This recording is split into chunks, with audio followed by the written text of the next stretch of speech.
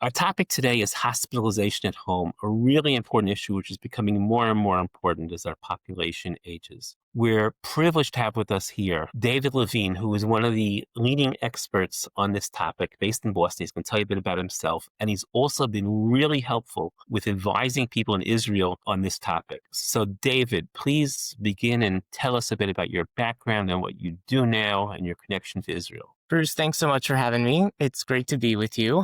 And thanks for folks to tune in.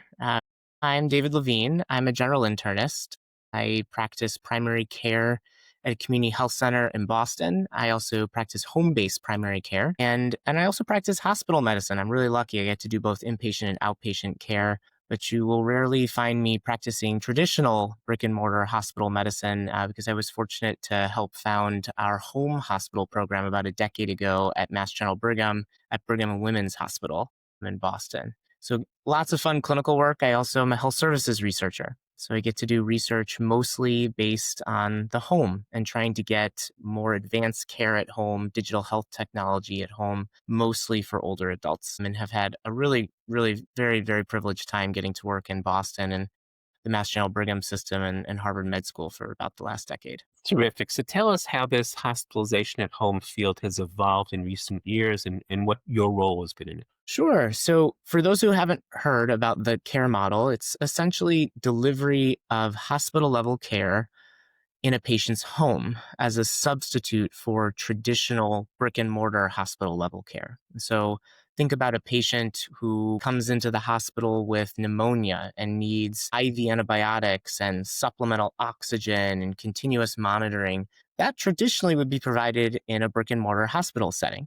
But with a home hospital model, we're able to deliver that care in a patient's home instead of the brick and mortar setting. So it's substitutive care. And it's very much around that episode of care.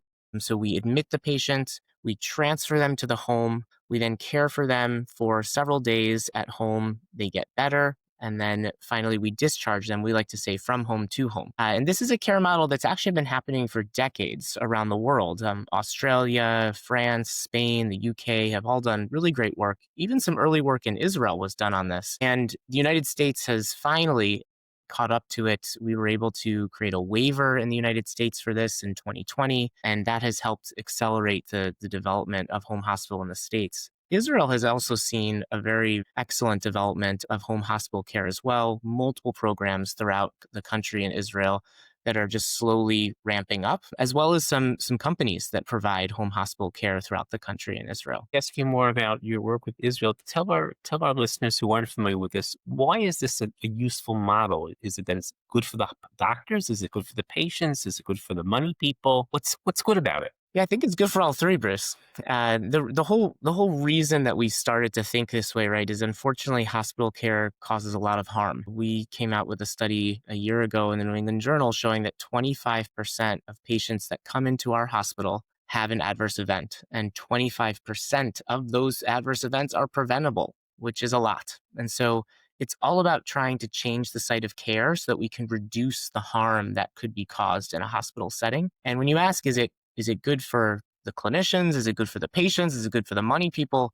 I do actually think it's good for all three. And so the patients have much better outcomes when they go home. We've shown that in multiple randomized controlled trials internationally. The patients prefer the care at home. Clinicians have a wonderful experience delivering the care as well in the home. And we've also shown that it can save costs, particularly in post 30-day costs, as well as during the acute episode. And so it's good for the money people too, which means it's good for society because we're helping to really reduce the cost of care. And I think that's why we see this model in so many places. Okay, give us an example of a condition for which it's appropriate, and maybe then one which is not appropriate, the way you really need bricks and mortar. So I gave the pneumonia example, which is very good. There's also, for example, if a patient has heart failure, maybe their heart is not pumping as well as it should. And they need to, for example, lose a lot of water weight and receive IV medications to help that happen.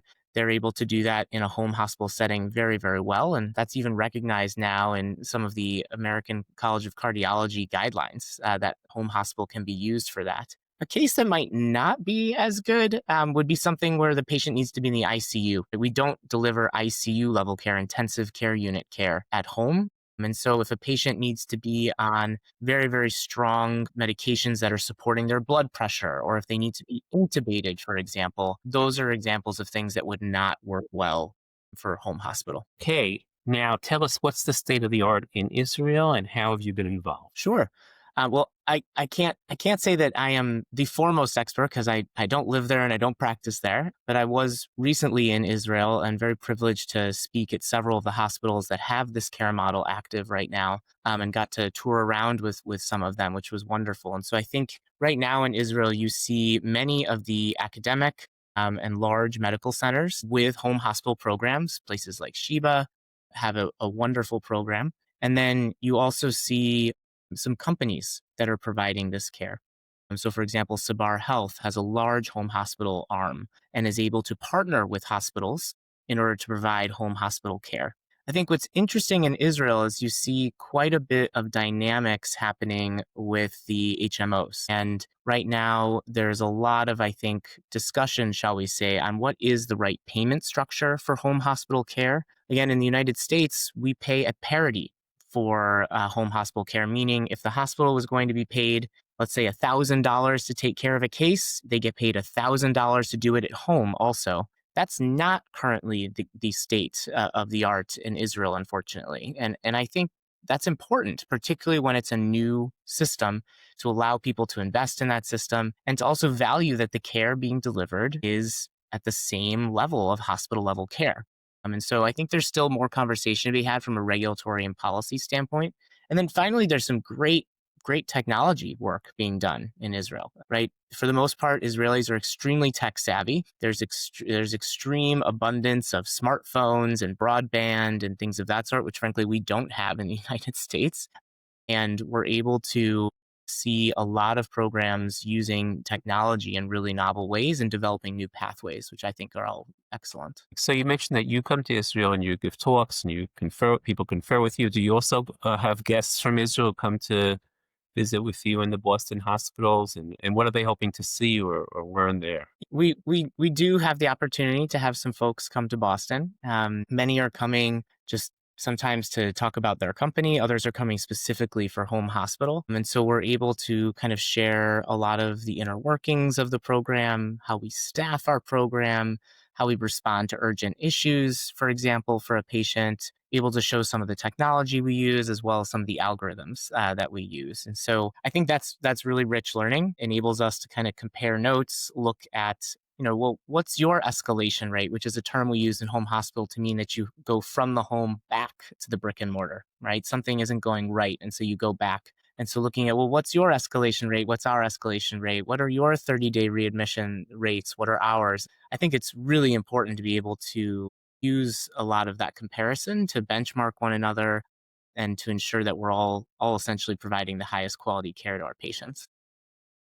David, thank you very much. Thank you for the work you're doing for your patients in Boston, and thank you for helping Israel work on this. And thank you for being a model for how physicians or healthcare providers in Israel and the US can work together and learn from one another. So thank you so much. It's my pleasure.